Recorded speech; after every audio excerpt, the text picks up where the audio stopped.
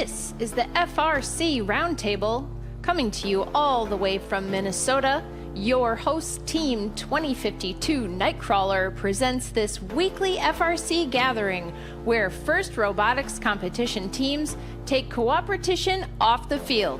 Share your knowledge, give and get advice, solve a challenge, or celebrate what makes your team special. 3, 2, 1, go! Okay, welcome everybody. Tonight's topic is sort of a follow-up. Based on last week's discussion, someone had asked if we could get a little bit more detail on the sort of how we do machining from the CAD to the machine. And I asked Isaac if he'd be willing to throw something together, and as always, Isaac was super eager to do whatever it is that anybody wanted to see. So, Isaac, you don't have your camera on. Are you ready? Oh, there you go. I'm ready. I just like. I was worried that you weren't right there, and here I am hyping up an introduction and everything.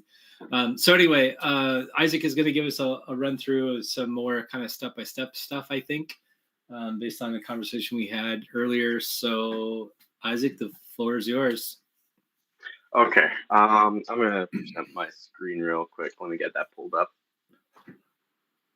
As long as we're waiting for Isaac, I have a story to share, which is relevant for any of the students on the call and any students you may be watching on YouTube. And mentors, please share this. But about a week ago or so, I wrote a letter of recommendation for one of our students, and for something she was submitting for, I can't remember if it was a college application or if it was an award or something. But she put there was the opportunity to put in links, and so she linked to GitHub and she linked to something else, and she linked to the presentation that she gave on the FRC call. So great way to get something recorded on the internet if you're applying for applications or for awards, to be able to link to a presentation you've given. So keep that in mind, students. I'm going to keep plugging the opportunity for students to make a name for themselves and get some stuff on the internet. So keep that in mind. Okay, Isaac, the floor is yours. Yeah, I should have mentioned that before I sent in all my college applications. But okay, so this got kind of, I guess, what's the word?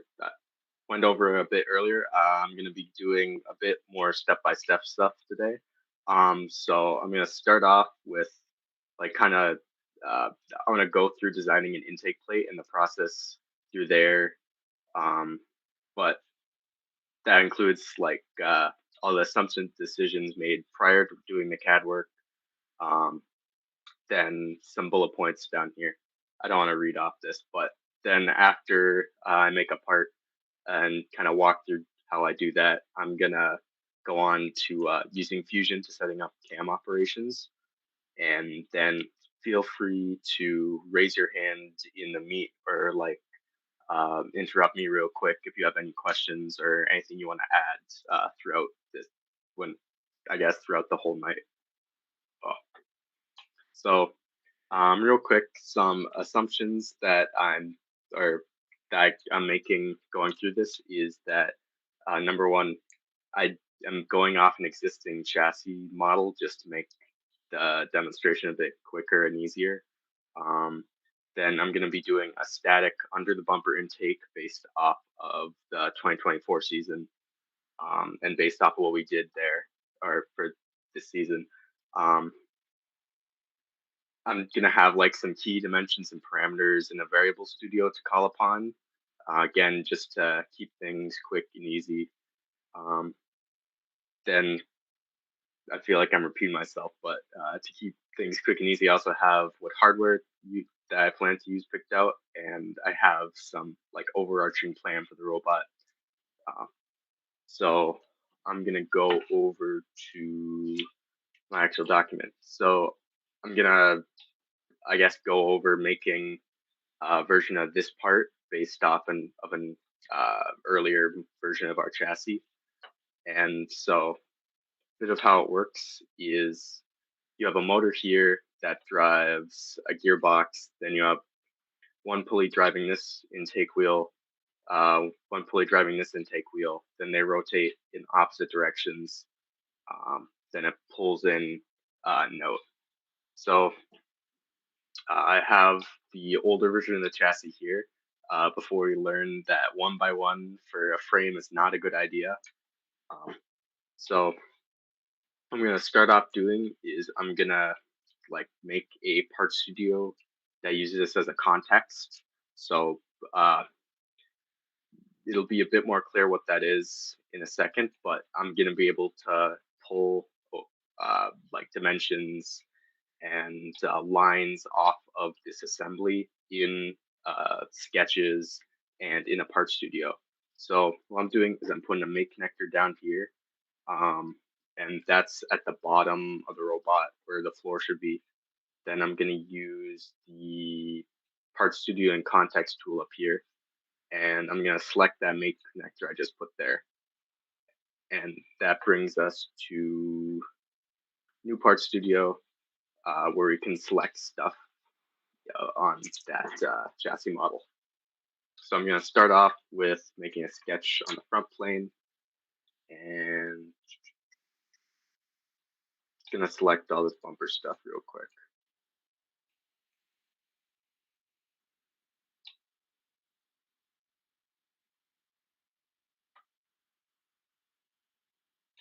So what I like to do whenever I like make a part is I like to draw out kind of the situation around it. Like if I have any space constraints, like in this model, let me just get rid of the bumpers real quick. In this model, we had a big space constraint. We have an under the bumper intake. So we need to go under the bumper, and we actually had to extend our frame to be able to do that. But we couldn't extend it too much just so it wouldn't be super tippy. So very small area to work within here. So what I did in this sketch is what I am doing in this sketch is I'm just like drawing out the space constraints. And then so that's going to be in one sketch, so it's nice and contained. Then I'm going to start, or I'm going to add the like roller wheels here. So I'm going to add the roller wheels. And we figured out in the season that like a 1.5-inch roller works pretty well, and that two of these in a certain I guess positions relative to each other work. So I'm gonna use the dimensions we got there.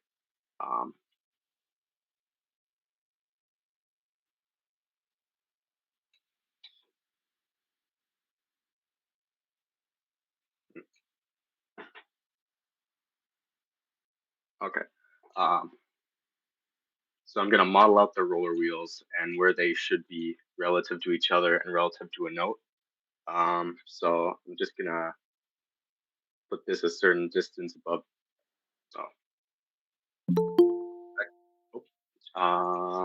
Tim. Oh wait, sorry, I thought that was someone raising their hand. There's someone trying to join. So I'm gonna insert some variables in here. Okay, there we go. So these are some dimensions that we found, I guess, worked during prototyping in our actual season. So I'm gonna use them real quick to model the rollers. And then whenever I'm making an intake or some other part that interacts with the game piece, I like to model the game piece and how it'll actually interact with the robot. So let's see. Note was 2 inches thick.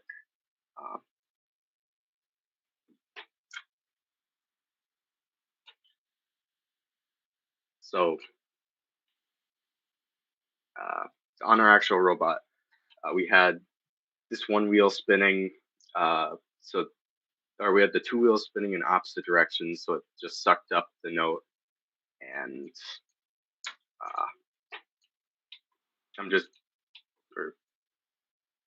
before we get to the interesting stuff, I'm just gonna model all of the all the boring dimensions.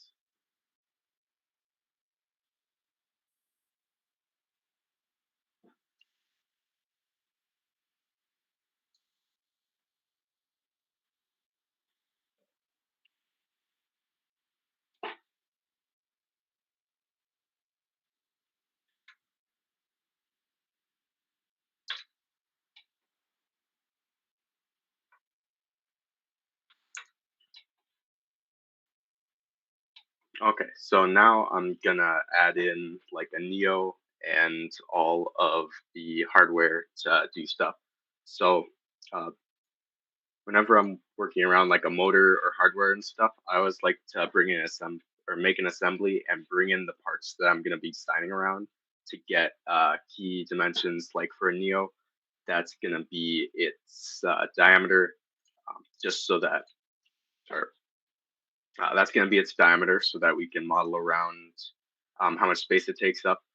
And especially in a situation where we have a very constrained space, like an under the bumper intake, we want to actually make sure we know where it's going to be. So it's about 2.4 inches in diameter. So I'm going to make a circle, 2.4 inches. And so that's where our nail is going to be. And we don't have a lot of space to put it. So I'm just going to put it up here for now. And like looking back on this, I guess what we did for our intake, this design for it uses two gears. So if I want to design for gears, we're gonna need to actually model them and have them mesh correctly, because we can't just have them ram against each other. So where's it? So I want to use 30 tooth gears. So I have a chart here that I like to reference against. And so I use it, look for a tooth count, look for the pitch diameter, which is what you want to set the, you want to set a circle that's equal in size to the pitch diameter, which in this case is 1.5 inches. And this is going to be how the gears mesh. If we pull in some 30 tooth gears, so just two of these, the pitch diameter is going to be the circle where, I guess if we were to draw a circle originating in the center of the shaft, the pitch diameter is going to be where the two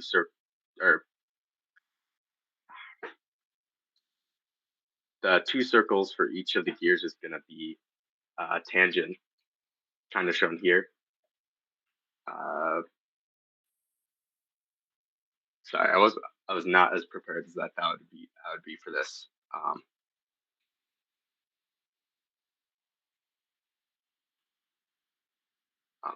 Basically, this is the representation of how the gears mesh.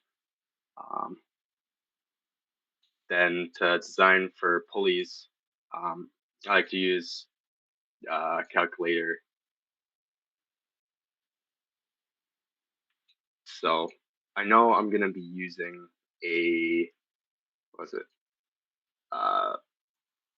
Like 5 millimeter pulleys, because that is the size that like the FRC vendors hold. So I'm gonna be using 18 tooth.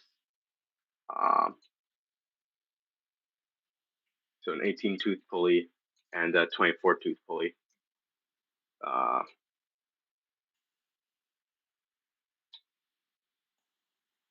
And then I'm going to be plugging that into recalc here. And so if I give it the pitch or the pitch of the pulleys, which is 5 millimeters, and I give them the teeth, then a center to aim for, it'll it'll give a belt size and a center distance for the two pulleys.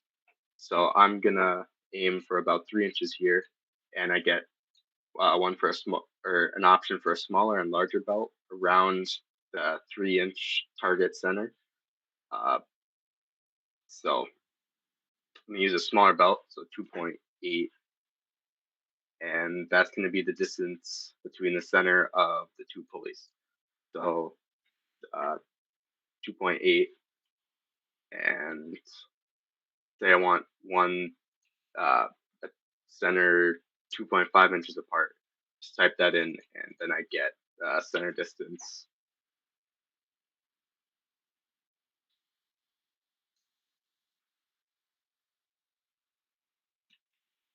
Then I have was it two pulleys or the pulleys model.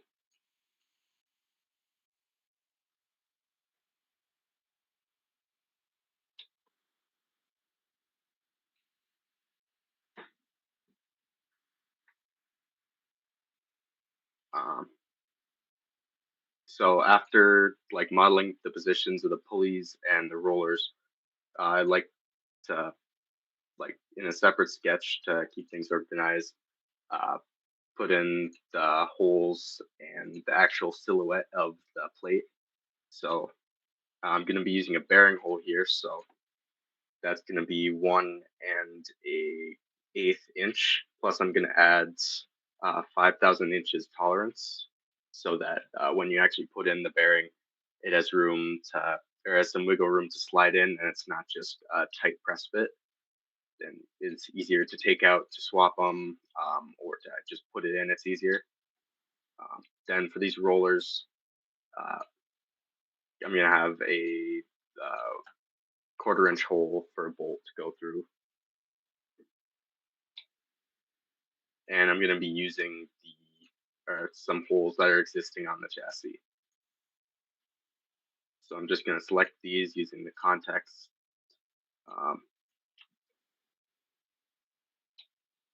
Just use them. And now to make a plate, I uh, I draw some radiuses around the holes that I make. So uh, it's going to be the ones that are in corners. Like here's, it's really the only, or this here I draw arc around it because it's the only uh, hole around this area. Um, then I draw another. I'm gonna draw another arc here. Here I'm drawing an arc because this is gonna be a corner, and then I like to just draw a line between the arcs and make these tangents so it's nice, clean transition from corner to corner. Then I'm gonna add, or say, the distance from the center of the hole to the, what was it, to the edge of this arc is 0.5 inches to give some room for if we're using screws to hold down the actual part when it's finished on a wasteboard, or just if to have some strength around the hole. I'm going to add I guess, a bit of meat around the hole so it's stronger and so it's stronger.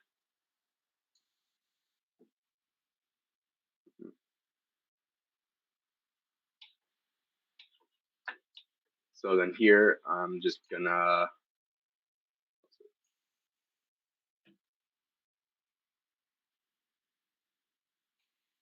draw around all of the holes and enclose them.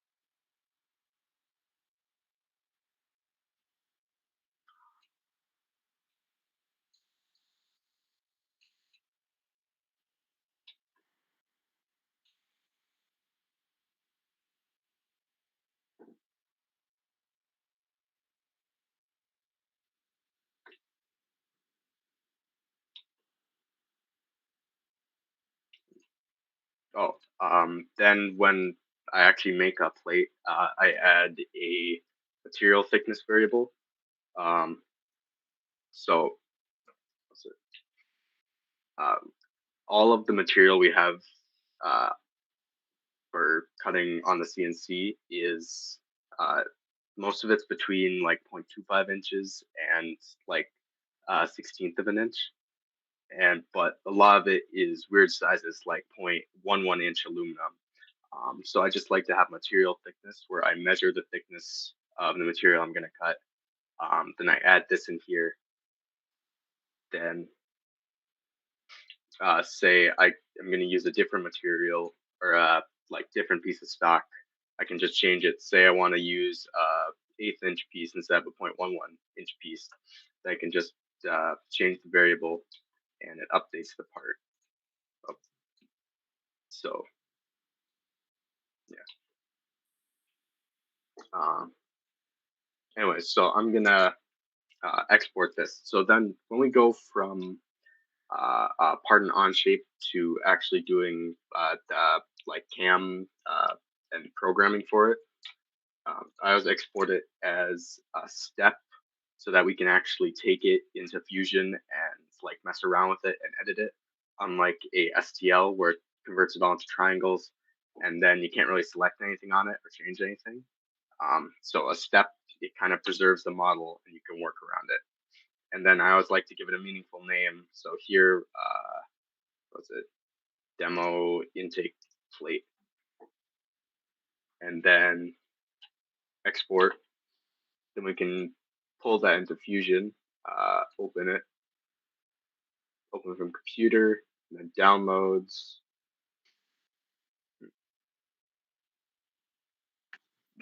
Then it brings it into Fusion.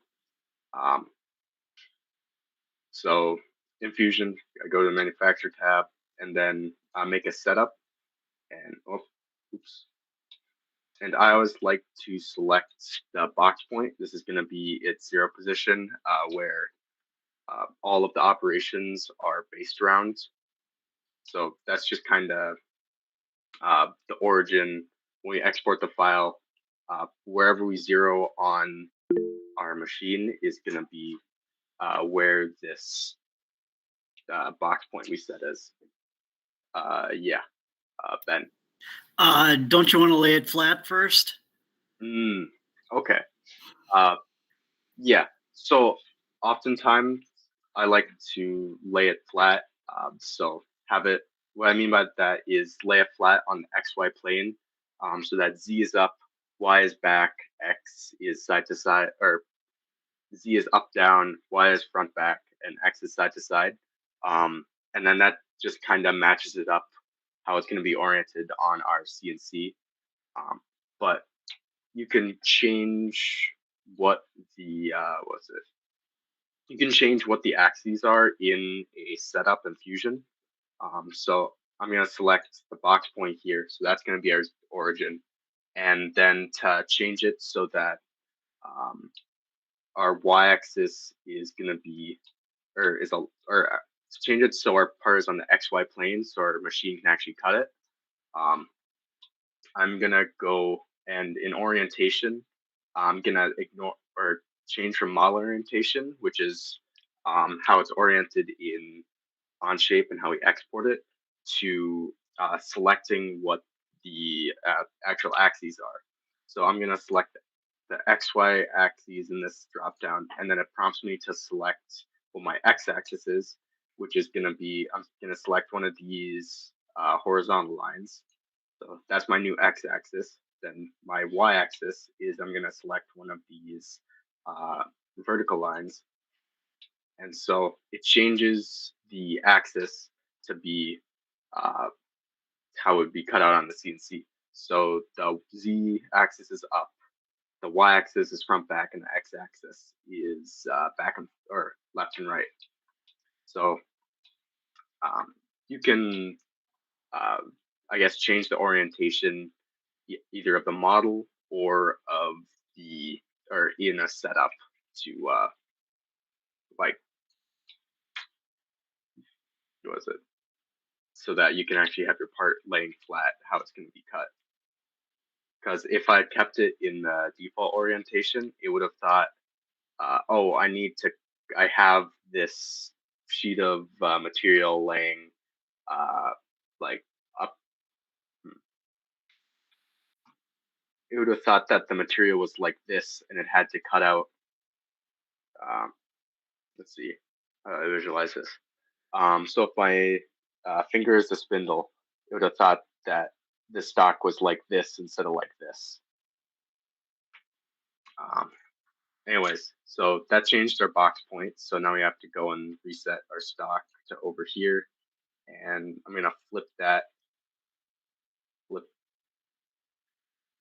is it? There we go. So now, for all effective purposes, this is on the XY plane. So then it thinks that there's extra stock on the sides because Fusion always likes to add some stock to the sides and to on the Z-axis. So I always like to change that from adding stock to just no additional stock, so that wherever our 0 point is, that's going to be where the edges of our part lines up with. Then I always like to go and give it a meaningful name like intake plate. So now we have it set up, and to actually machine all of these holes and the actual outline, I'm going to pull up a bore operation.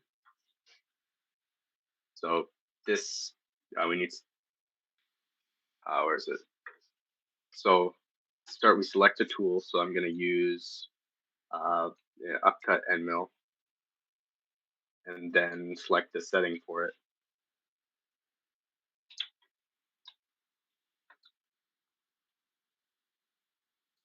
And then we have a tool library in Fusion where we can just pull tool in without having to, without having to manually set up all of its speeds. So I have presets for milling polycarb, aluminum, acrylic. So I just select the appropriate material. Then it fills in the spindle speed, the feed rate, the feed per tooth. Yeah.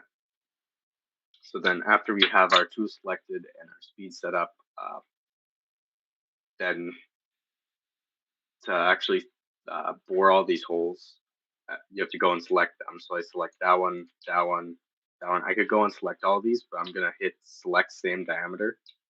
And so that allows me to just select one of these holes and selects the rest of them. Then select this one up. Then select this one. And it's going to select other holes like it.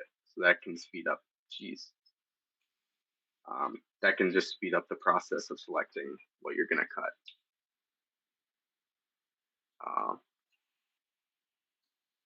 So then if we hit OK, it generates a toolpath and it goes down. And since it's a boring operation, it's going to do a little spiral down and it's going to cut out a hole and it's going to cut the sides.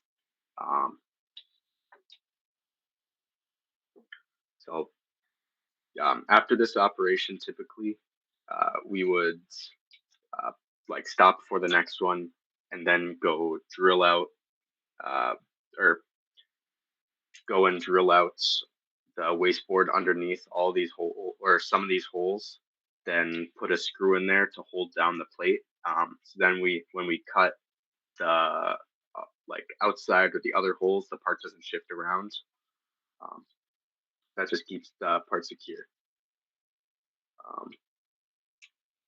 Then let's see. To get these big holes that are a bit too big for a bore, I'm going to use a pocket operation. So that's so it does the same thing where it spins or spirals down. Then it gets down to a certain depth, and it takes off material and spirals outwards instead of spirals down. So I'm going to select a different tool that's larger and can cut faster and is like stronger.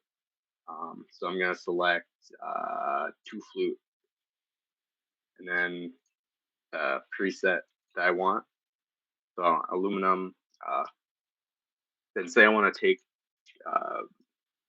say I want to make the operation easier on the bit, like have, like be a bit slower, but wear it down less.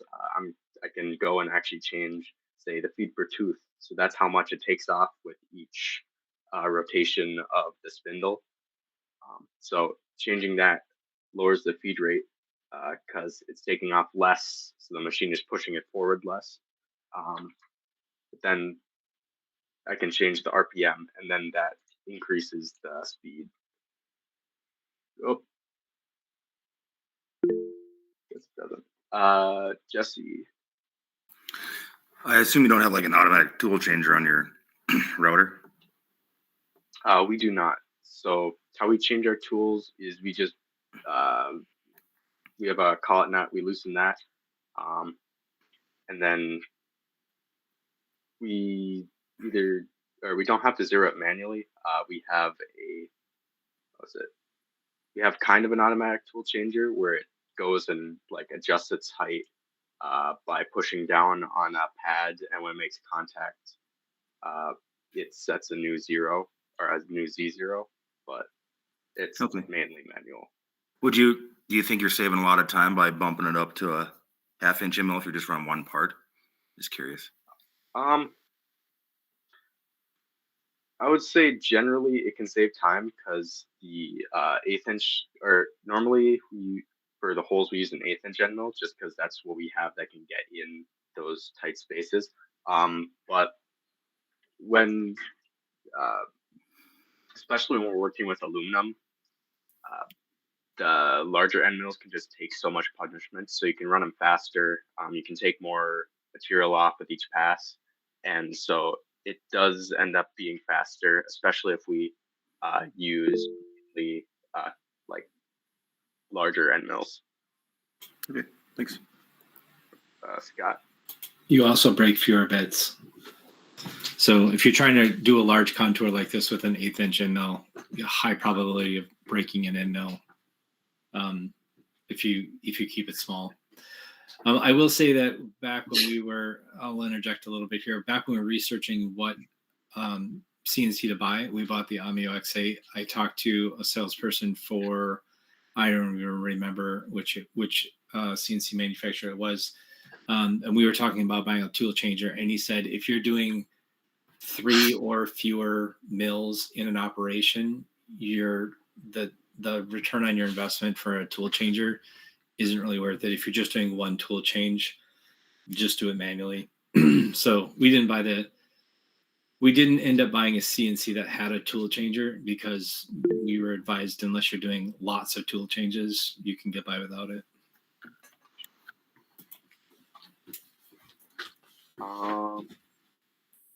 Ben. I was just going to say to address, Jesse's question is, I think in the next operation where Isaac does the contour, he's going to keep the same bit.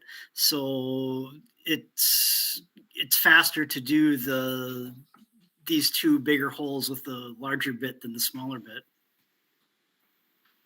Makes sense.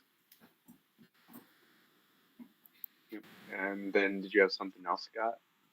Oh, no, sorry. I clicked my wrong button.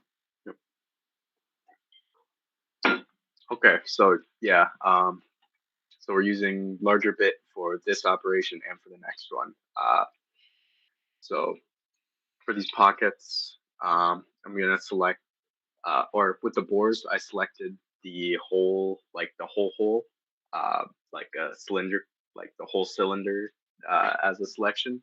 Here, I have the option to select either the top or bottom of this hole. So I'm going to select the bottom because I want to cut all the way to the bottom. I don't want to just cut to the top. So I'm going to select the bottom of the hole, bottom of the hole. And then I have some options. I could tell it to go down all the way and then take off or was it bore down to the bottom of the material, then go and take off all that, all the rest, like in a full depth cut, or I could tell it to do multiple depths where it takes off a small, or it goes down a small amount, takes off material, goes down a small amount, takes off material. So I set it on multiple depths here, and so that's going to take a lot longer, but it's going to be like less wear on the bit, and it can give a nicer finish. Or if I turn off multiple depths, you can see it just spirals down to the bottom, then it goes and goes outwards and cuts at the bottom. So generally I try to do like maybe 3 passes where go down, take off material. I do 3 of those instead of just going for 1 or going for a ton of those. So that's generally like what, go down 0.04 inches, and then it's a decent compromise between speed and like bit health. So yeah, I like to be kind of conservative when like going downwards. So next I'm gonna do a contour operation, but for this, instead of going and manually creating it, I'm gonna use a tool in Fusion called a template, where I have a preset operation. So I'm gonna right click on setup, gonna go create from template, select, that pops up over on this window. Anyways, so then I have all these templates that I've put together based on tool and the operation. So I'm gonna use a like contour operation from here. Then I have it all set up with the right speeds, the right feed rate. With the template, all I have to do is just select what I want to cut, and then it does the rest for me based off of what I've told it to do in the past. So with the contour operation, the main thing to be worried about is how you enter the material and how much you take off with each pass. So here I have it entering material. It does a ramp where, where is it? It goes down, then it moves along the edge of the part, and it slowly lowers as it goes. Or actually, hold on, let me simulate this. So it enters the material, then it slowly goes deeper and deeper as it goes forward. So that's one way to enter. Then you can also, if you're near the edge of the material, you can plunge to the bottom of the material or preset height outside of your stock. Then you can enter from there. Or you can like bore down to the bottom and enter from there without having, or basically creating your own spot to plunge. So here I have it doing multiple depths, but say turn that off, just does ramping passes.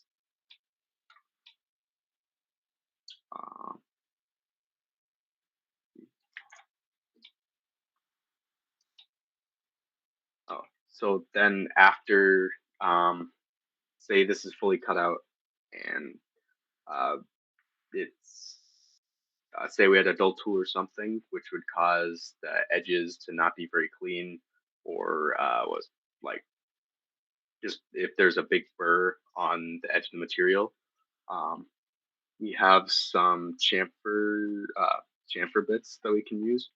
So I would recommend these for, especially if you're doing aluminum, just to make things faster. So they just run along and cuts off, what's it? They can just go and cut off the burr of the material.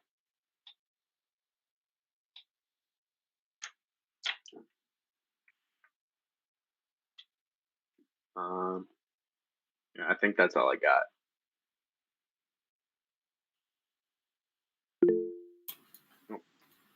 Scott. Isaac, on your bearing holes, do you ever use a finishing pass? I know that, I mean, for KnightKrawler, we have a pretty beefy spindle, and I have a Shapeoko with just a router at home. So I always use a finishing pass because I get a fair amount of deflection. Do you ever have to worry about that with the big spindle that we have in the Amio? Sometimes I get a good amount of deflection, like depending on the bit, or we've had collets in the past that aren't the greatest.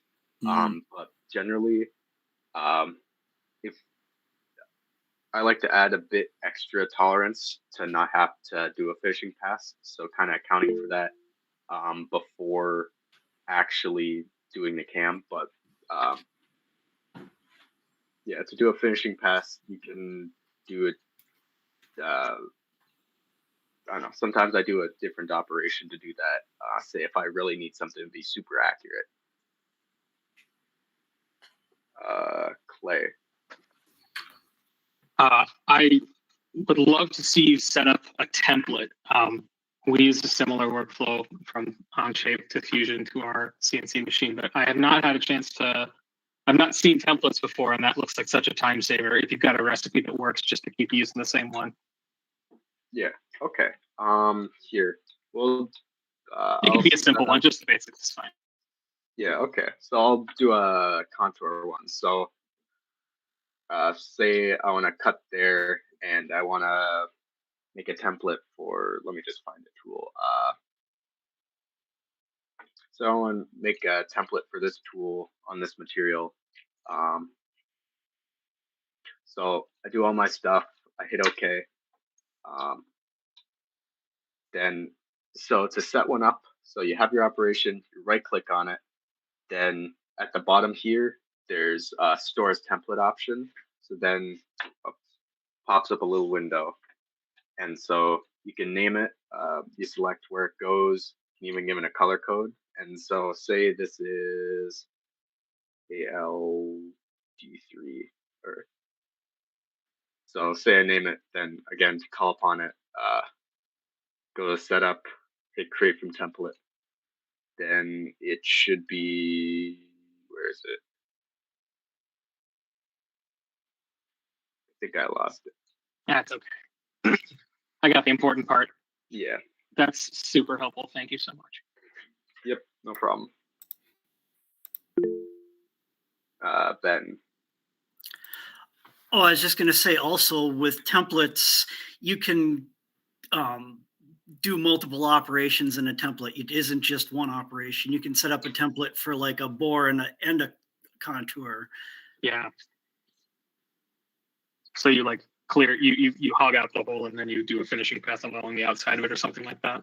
Yeah, so you can group multiple operations into one template.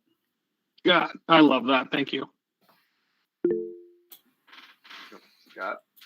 Isaac, are in your templates or how you've got your tooling set up, did you go below the stock like a thou or something like that to make sure that you're cutting all the way through the stock? Yeah, in a lot of my templates I have that, but some tools are more reliable for having an accurate height. So a lot of the times I do that. Can you show folks where you set basically doing a manual contour, where you set it up and how you set it to cut an extra depth? Yeah, okay. So say I want to cut an extra depth in a contour. So shoot, I need to reselect the tool. So in where is it? So in the heights tab, which is right next to the geometry one, so you can set the height, and at the bottom, you can add, you can change the like bottom height of the stock, or you can change the height above or below the stock that it cuts. So you can just add an offset of say 1 inch just to demonstrate, and it will cut below the bottom of your stock. So again, that's in your operation in the heights tab. Then at the bottom, you can set offset. So you can also change like where your bottom is. Say you don't want to cut all the way through. You could like select a contour or something like that. Oh, you can also do something similar with your top height. Say I want to enter, or say I want to do like an air cut beforehand. I could change it. I could add an offset above the material. Play. Yeah, do you ever use tabs when you're machining flat stock like that? Generally, I avoid tabs in favor of like securing down the part with screws in between operations, or like with taping and gluing down the material. Sure.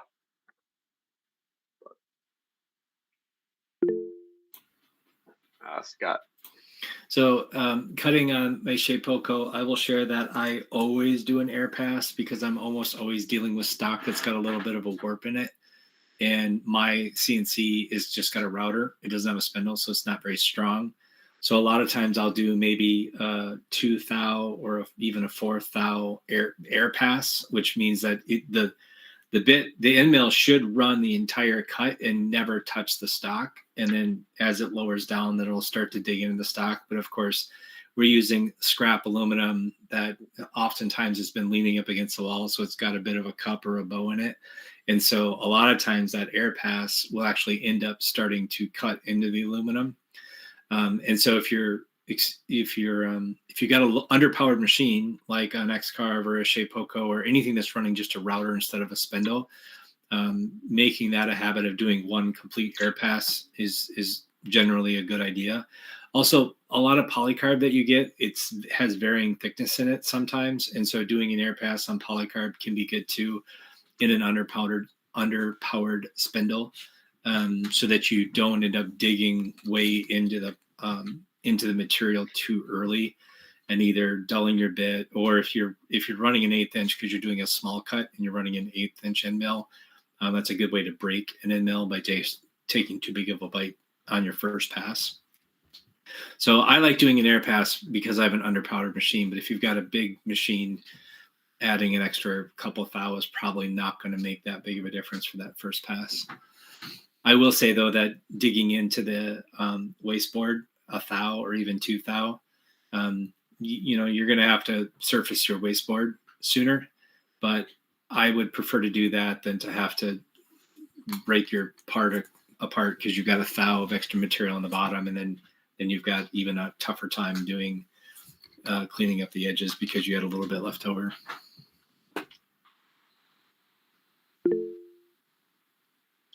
Jesse.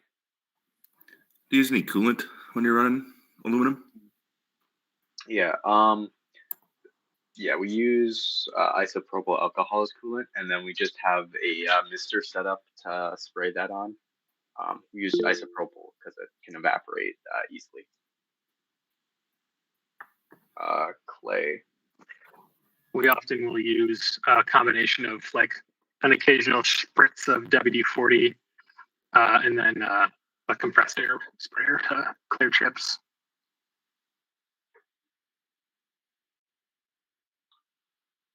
As a coolant, I mean. How does WD-40 work for you? Do you have like a wasteboard that it can get soaked into, or do you? Okay, we do. And sorry if my audio is glitchy. I just got a note that it is apparently kind of glitchy. We use WD-40, and we have a X-Carve Pro that has a MDF fiberboard wasteboard. And while it does soak in, we're sort of, we don't overuse it when we can avoid it. And I haven't noticed meaningful like swelling or warping of the MDF. I'm sure at some point we'll need to replace it, but we will fly cut. We'll smooth out our wasteboard. At least at the beginning of the proper season, like in January, and we didn't really have much issue with that after that point. Certainly makes all the tools a lot happier, and we break a lot fewer end mills, and it's quieter, and you get cleaner cuts. I haven't thought about using isopropyl, though. It sounds like you guys have a lot of success with that. Yeah, it doesn't lubricate as well as I'm guessing WD-40 does, but you can blast a lot more of it because again, it'll just evaporate. It'll come out of the wasteboard if you don't use way too much. Mhm. Yeah, it's as much of as a coolant as it is a lubricant, Yeah. which is also just as important to try to keep your end mill cool. Nice. Do you do any chip clearing, like compressed air or vacuum or anything like that, to keep from recutting chips? Yeah. So we have the coolant nozzle that like sprays the isopropyl, also sprays or it uses compressed air to do that, so it blows the chips out. Then we also have a like dust shoe on the spindle that actually like forms a seal or a rough seal and has a vacuum. Isaac, do you have photos of the dust shoe that you designed and 3D printed for our CNC? Yeah, let me pull up the CAD model because I already have stuff open.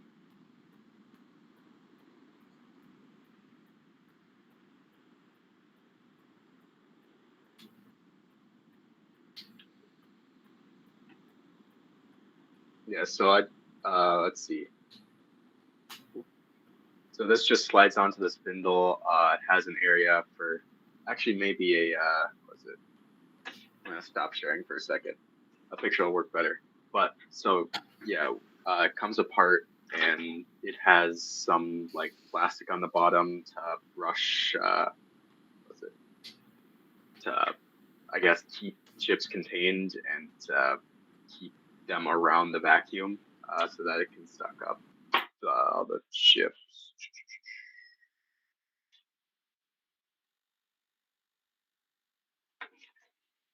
Okay, let me share again.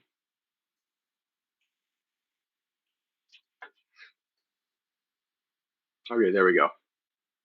So yep, there's the shoe. So we have our coolant nozzle here, the like brush, and we have a hose for a vacuum back here.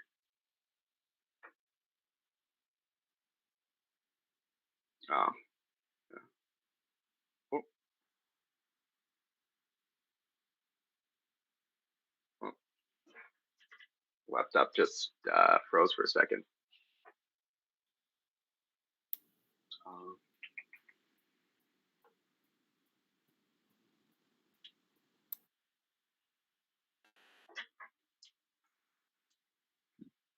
So who here has a like CNC of some sort, be it a router or a mill?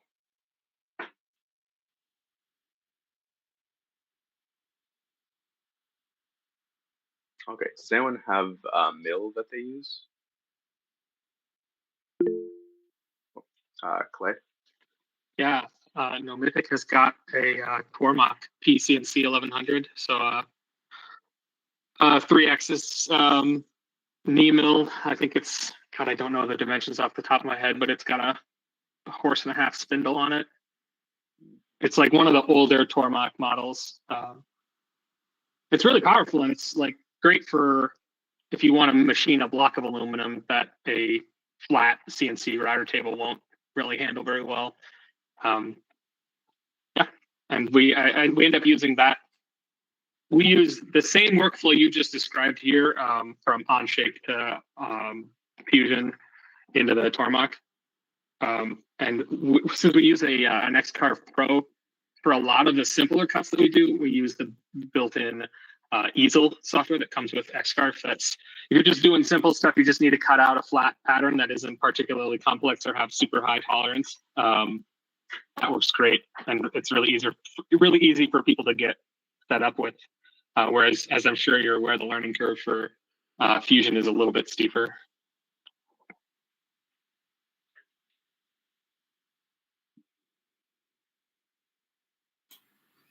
Isaac, can you share with us how you determine your feeds and speeds or chip load or however it was that you set when you set up your tooling, how you set what you wanted for speeds, for those of us that need to set up new tools and aren't sure where to start?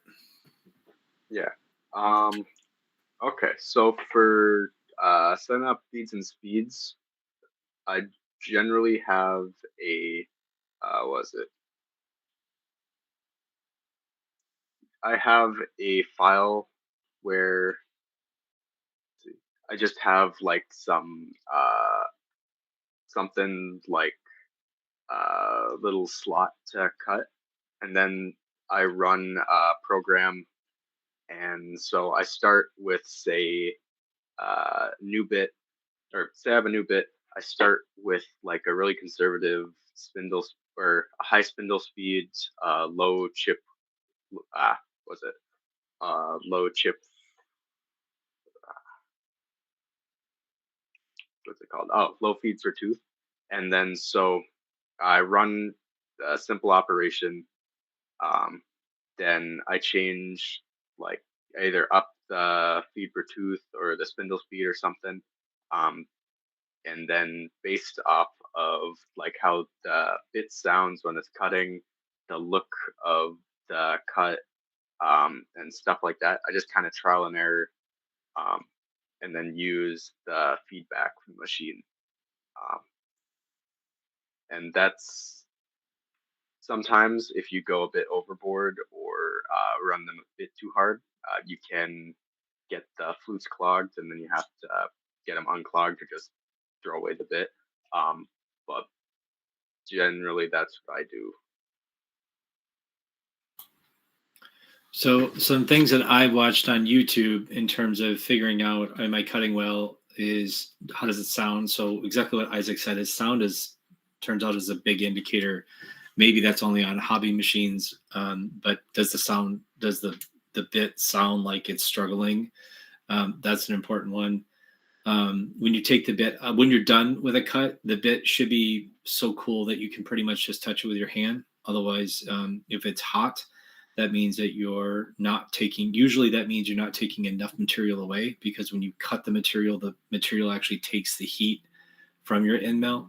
So your end mill should stay relatively cool. Otherwise, you're not taking a big enough bite. You're either running your spindle too fast, or you're not moving laterally fast enough, which means you're not taking enough of a bite. Are there any other tips, Isaac? Oh, like you said, if it looks like a really rough cut, that probably means you're melting the material, which also means you're not taking a big enough cut, or your spindle's running too fast. Is that true? That's a proper diagnosis for that. Then also something I look out for is if, especially this is on bits that like we use a lot, if they start to get like a really ugly, I guess, burr on them, and sometimes like a ton of material melted on top, that's generally a good sign that you're running too hard, or if you're running the end mill too hard and it's dull or being dulled. I bought a jeweler's scope, like the super crazy magnifying glass at 20x or 30x. I don't remember what it is on Amazon. It was like 10 or 20 bucks. I don't know what it was. And with that's like what you would look at a diamond. And so I've used that too to kind of see if my bit's in good shape. So usually I'll have a brand new bit, because I generally tend to have one or two new bits in my box so that I can swap out when one goes bad. You look at the new bit, you look at the old bit, and you can usually tell that the leading edge is no longer there and it's dull. So having a jeweler's glass or jeweler's scope, one of those little handheld jobbies, can be really helpful for trying to figure out, is my bit any good anymore? If something's going wrong with your machine and you're wondering, do I not have the right speed or what's going on, I would recommend you first check to see if it looks like your bit is sharp, your end mill. Ben? I was just going to say a little bit about the feeds and speeds. I think when we were first setting up the CNC, we basically started with taking a tool from the library in Fusion and using that as a starting point, and then seeing how that cut. Another way that we got is a lot of higher quality bits will come with the recommended feeds and speeds. So that's a good place to start. And then I just wanted to ask a question to the people using Fusion. So Isaac, being a student, has really easy access to get the full version as a student, but I've tried to get student as an adult who's a mentor, but not a school employee. And it's basically almost impossible. I'm wondering how other people are doing that to get the educational version. I actually, So- oh, go ahead. Yeah, I was going to say at Central, our new coach, who is now a teacher, we had her sign up for the educational program, so she can actually hand out, I think, up to 250 licenses or something like that. And so we just have her assign them to whomever needs them, mentors, students, whatever. That's Yeah, interesting. no Mythic has a similar setup. I don't know the details of it, but it sounds an awful lot like what you just described. I have a license through my employer that I take advantage of when I can. I think another way to cheat the system, I'm not sure if it works on Fusion, but if you have a school email, even though you're not an employee, but as a mentor, you might have a school email for communication purposes. No, Scott's saying no. It kind of pings off of that ISD email, it seems like, or whatever, and allows you in. But if that's not an option, then it's not an option. Okay, so it's a little more intelligent than just like, do you have a .edu email address? Are they doing some kind of like communicating with the administration about it? So when I've tried it, they basically say, "Oh, you're signing up for an educational account," and then it doesn't. I never actually ever get approval, and they never contact me back. But it says directly in the, like, when you're applying for it, that you need to get like approval through like some sort of a letter of approval, and or have like an ID from a school. So I'm wondering if maybe on our team, we do have a school employee or a couple school employees. If they got a license, you said that you're able to get licenses from them. Yeah, they have to sign up specifically for, and I forget what it's exactly called, but there's an education program for classrooms. So if they go through that process, then they become essentially a licensed administrator that can assign licenses. Okay. And all you need to do is give them your email address, and they do it, and it's pretty easy.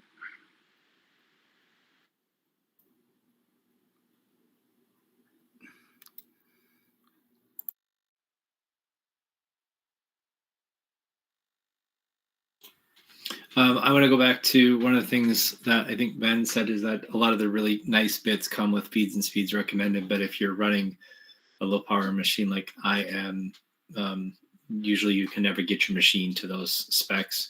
So one of the things that I found, and because I have a Shapeoko sells their own bits. So they have a 2-flute bit and a 3-flute bit in a bunch of different sizes.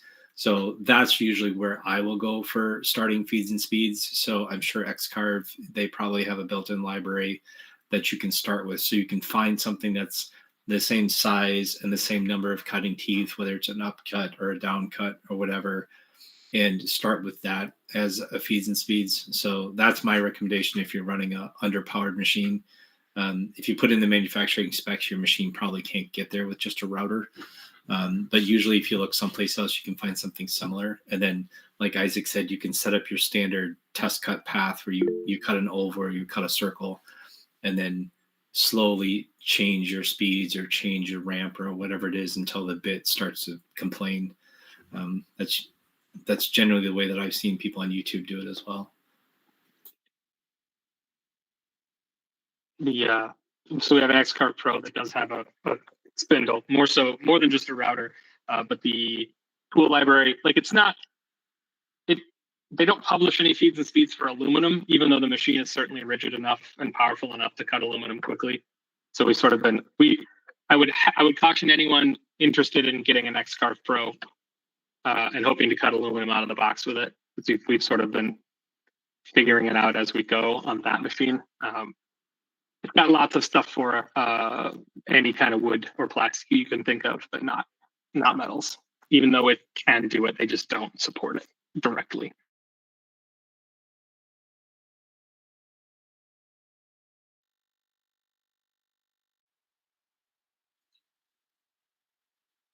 So the XCarve Pro, when you mean it can't cut metal out of the box, is it just like feeds and speed issues, or have you guys modified it? Oh, okay. It can do it. It's physically capable of doing it. It's that they packaged you could call it a CAM software with it. It's pretty.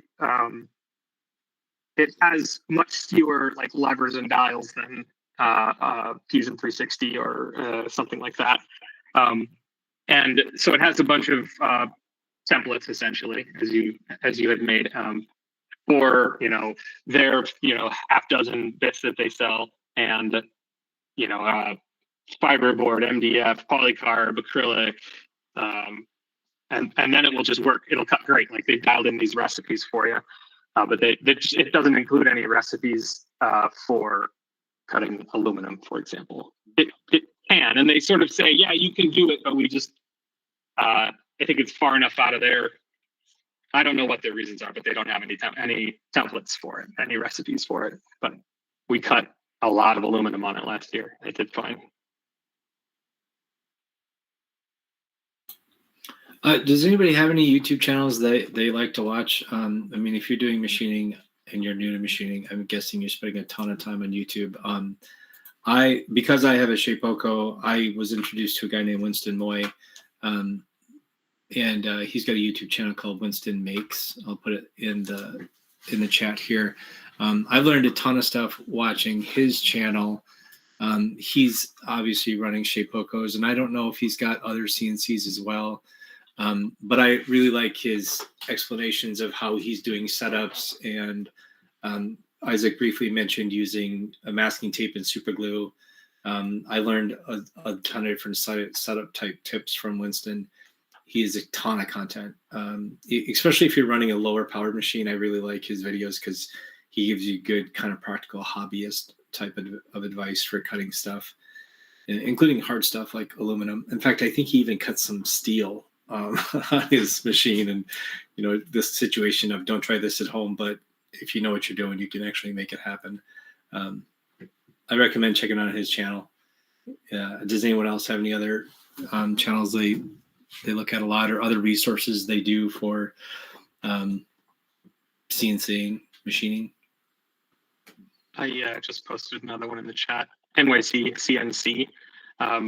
His earlier stuff that he put out, 5 or 6 years ago, was all like how to optimize stuff in Fusion 360 and how to use their broad library of options.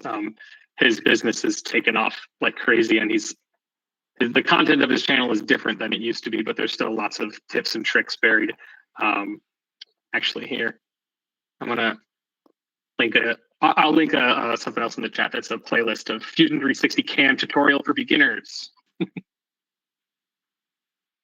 I have seen that NYC channel. That is a really good channel too. Yeah, I'm glad you remembered that one or brought that one up.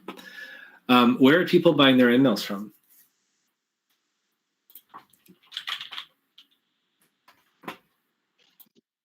Some on Amazon. Can you buy a 6-pack of them for cheap enough that it's okay to break half of them? Because we do. I would say if they ever do another Gruen buy, the Chief Delphi, so I can't remember what team it was on Chief Delphi, but they did a buy for Gruen bits. I think they're a Chinese manufacturer. Isaac, I'm sure, will say it's like they're some of the nicest bits we've had, and they were like $5 a piece for a 6mm bit. Unfortunately, we've broke quite a few of them. And then Scott, what's the one that Kyle likes? It's online. onlinecarbide.com. One of our students that graduated 4 or 5 years ago, and now he's a full-time machinist. He has a couple different machines in his garage at home, And he likes this online carbide place. We've bought bits from this place. They're very affordable, and I don't have anything bad to say about them. And I will say, I was just at their website. Their website looks a little more legit now than it did before. In the past, it went there, and I was like, do I really want to put my credit card into this website? Because it really looked not very professional, but they have a recent update here, and now it looks great and very fast. I will say that they ship very quickly. I don't have anything bad to say about these guys. They were recommended to me. I bought some, and I haven't had any issues. The only issue that I have with online carbide is they don't sell any O flute or one flute bits. Yeah, it's that all is true. 2, 3, 4, 5 plus flute bits. Yep. So you're looking for a simple bit. Like O flutes are pretty forgiving. Especially in aluminum. You start to get up in flutes and you get the wrong feeds and speeds and you gum that bit up and you're out there with root cleaner, sodium hydroxide, trying to get the aluminum out of the bit. That is a good point. I will say that on my home CNC, I really only use multi-flute bits for cutting hardwood, or sometimes polycarb, but usually for aluminum, I'm using a single flute, or what's also known as an O flute bit. So that O flute, but like you said, it's got a huge mouth on the blade. So it doesn't generally get gummed up, and you can go slower, which is important on a lower powered machine. And so I cut not almost. I pretty much cut all of my aluminum with an O flute on my little machine I have at home. And I get those from Amazon.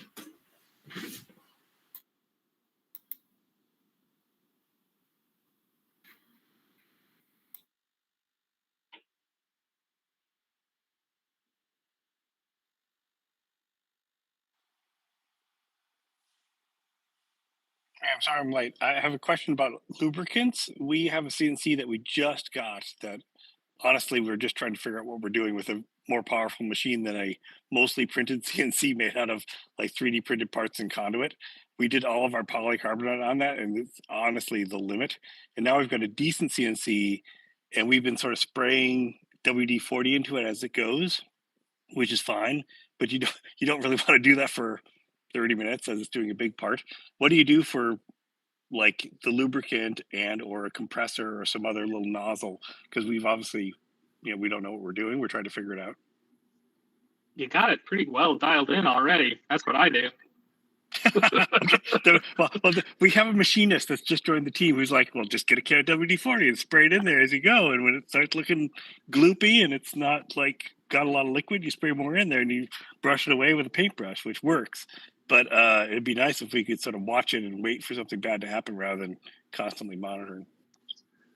We have a CNC with a metal, it's an aluminum bed, and then we have a plastic spoil board over it. So I don't care if things get wet because nothing's going to swell, right? So we have a fog buster, which is a mister that runs off shop air, compressed air. So it's not a ton of water that is pouring on there, and we're just using straight water. But it does keep it real cool, and it does have the compressed air to help blow the chips out. But if you have something that's going to swell up like an MDF bed on it, then you're probably not going to want to use water. Jesse, what material, what kind of plastic are you using for the wasteboard? HDPE. Okay. Like 3/8 inch or a 1/2 inch. Okay. Smooth white plastic. HD. I just pasted in the chat. This is the mister that we're using on our CNC. It's super cheap, $20. It's got a siphon. So Ben created 3D printed a little holder for, I think it's a juice bottle, and then we fill that with isopropyl alcohol, and we dump the siphon in there, and then the air's got regulators on it, so you can adjust your air so that you're blowing and siphoning at whatever is a rate that works good for you. So this is what we're using. It seems to work just fine for us. And I said this last time as I gave a presentation, we bought an ultra quiet air compressor, which I know the CNC makes a lot of noise, but even when you're changing bits and stuff, that compressor tends to be running. Those they're worth every penny, those ultra quiet compressors. Is that the California Air Tools? That's one of them. Yeah. Okay. You can buy those at Menards. Yep. And I think maybe Northern. I can't remember if we have a California Air or if we have the Harbor Freight brand. Yeah. The Harbor Freight brand is just as quiet. Cool. And so, yeah, highly recommend. I think I own one. I think I own the Harbor Freight, and KnightKrawler owns the California Air. They're almost identical in terms of noise level. So I recommend either one of them. They're magic. Yeah, it's so crazy. I all my other compressors, I've basically given them all away. I've got one pancake compressor left that I keep for pumping up tires in my garage, but my shop compressor, it's all the ultra quiets now because they're so amazing. Yeah, our when I joined the team, I noticed that we weren't using the compressor because it was so loud. Like, it was being avoided because it made the shop, hard to exist in. And yeah, I agree that it's worth every penny to get a quiet compressor because it'll get used, unless you've got a closet you can tuck your compressor into, and even that. Yep. I see that Jesse posted the fog buster for a Mister, and just to kind of expand on what Scott said about our Mister is, it's a $20 Mister, and it is very finicky. We've been able to make it work for us, but if you have a little bit more money and don't want to fiddle around with it, I would go with a more professional solution if you're cutting a lot and using it a lot.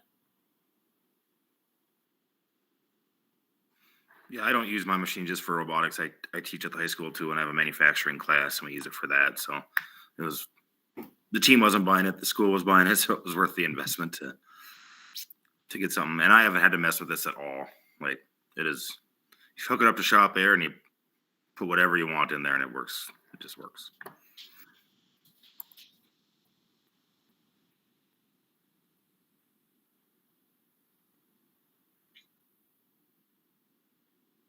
You guys with CNC tables, flat, like bigger ones, what are you using for work holding? I heard, Isaac, you mentioned you'd like to sequence your operations so you can get some screw holes in there so you can hold it down with screws. What else do you use? What's everybody else using?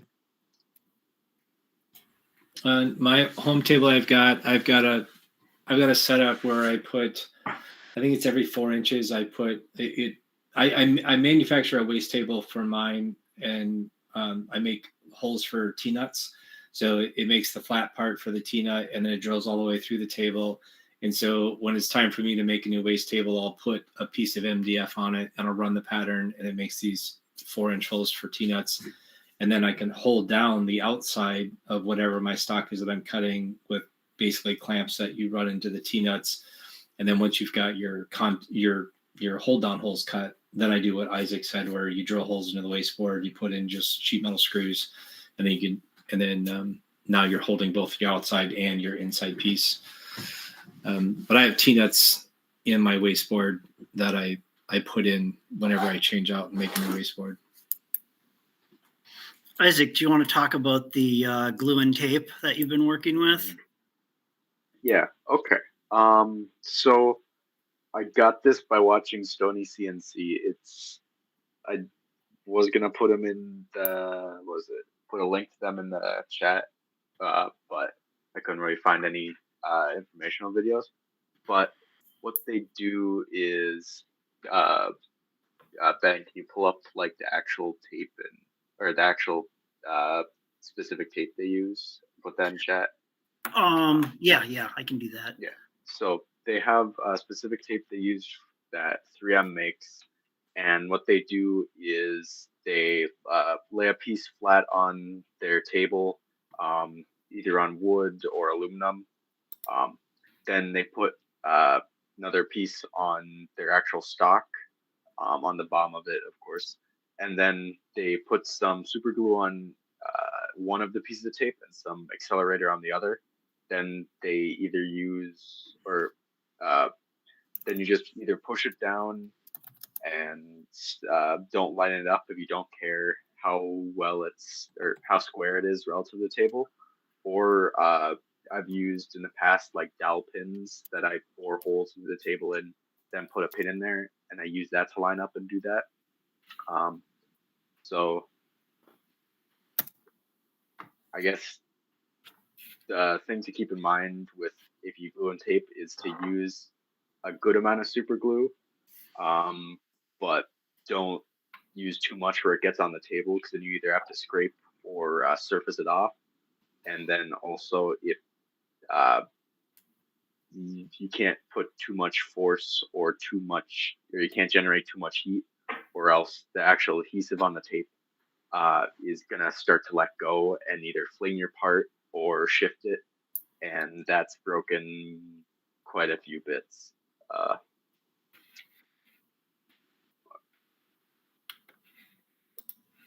Oh, that's a source stock. Cool. So the tape we use is the Scotch Extra Rough Surface. It's the green colored one. That was Stony CNC's recommendation. And another 2 tips with it is that if you have like a J roller, any kind of really good pressure on both the wasteboard and the part, get that tape on there really well. And then if you're using, it's not a friend of coolant, so if you use too much coolant, the super glue will lift. So you have to cut either with just air or just very, very little coolant.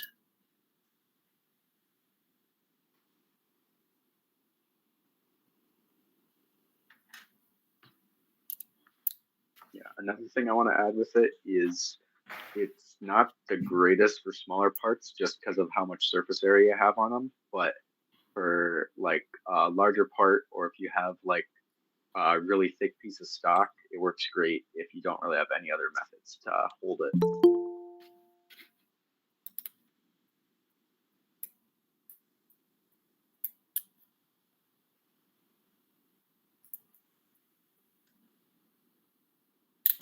All right, we're coming up on the 8:30 hour. Any final questions or comments that anybody wants to shout out?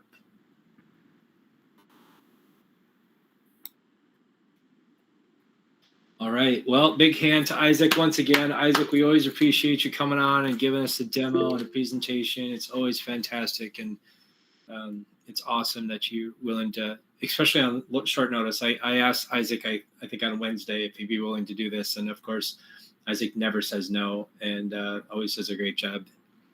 All right, so a little bit of housekeeping. No roundtable next week. It's the end of the Thanksgiving weekend. I didn't assume we'd have a very good attendance because everything's canceled anyway. So we're going to take next week off, recover from all the turkey you guys are going to eat, and take next Sunday off. The following Sunday, so December 8th, we have Jess Wagner from MillerBots is going to give us a presentation on how their team does retrospectives. So you come back from tournament and you talk about how we did, what we can change. I believe that's going to be the content. I talked to Jess a little bit about this at Jumpstart. Sounds really good. I'm really excited to hear how MillerBots uses this retrospective in order to make incremental improvements on their team and with their robot. So that'll be awesome. We don't have anybody signed up for the 15th. I'm also not sure. Should we do a roundtable on the 22nd and the 29th? Those sound like bad weeks. Probably not the 29th because everybody's on break. And I'm even thinking the 22nd is a little bit too close to the holiday as well. Okay, I got a thumbs down. Tom has made the decision for us. So we will do December 15th, and then we won't meet again until the 5th, which is going to be, when is kickoff? Is kickoff the 4th or is it the following weekend? It's the 4th. All right. So don't plan anything for January 5th because we'll talk about kickoff on the 5th. So we only have one more meeting between now and kickoff. Can that really be right? I guess that's the way we're going to do it. So we're going to meet on December 15th, and then the other dates are way too close to the holidays. So December 15th, and then kickoff. Very exciting. All right, everyone.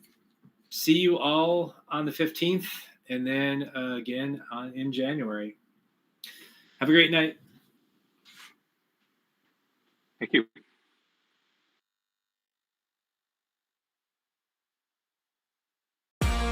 That's it for this week's FRC Roundtable. Join us live all season long, every Sunday night.